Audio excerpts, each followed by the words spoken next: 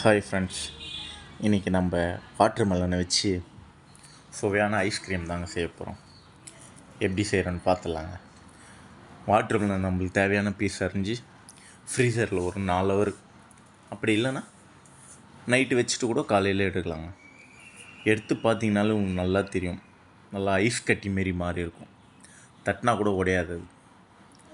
அதை காய் சீவுறதை வச்சு நல்லா துருவலாக சீவிக்கலாங்க. எவ்வளோ நம்மளுக்கு தேவையோ நல்லா துருவலாக சீவி வச்சுக்கலாம்.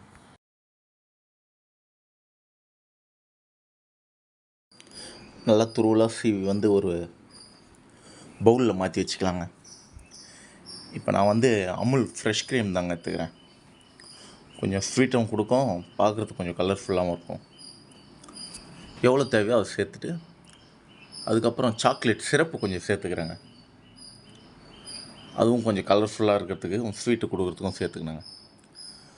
ஃப்ரூட்ஸ் எதுனா இருந்தால் அப்படியே மேலே தேவையான ஃப்ரூட்ஸ் சேர்த்துக்கலாம். நம்மகிட்ட ஃப்ரூட்ஸ் இல்லை. நான் பாதாம் தாங்க எடுத்துக்கினேன். கொஞ்சோண்டு பாதாம் எடுத்து அது மேலே தூவிட்டு சும்மா சாப்பிட்டு பார்த்தா அவ்வளோ டேஸ்ட்டாக இருந்ததுங்க. யார் யாருக்கு வாட்டர் மெலன் ஐஸ்கிரீம் பிடிக்குமோ கீழே கமெண்ட் பண்ணுங்கள். பாய்.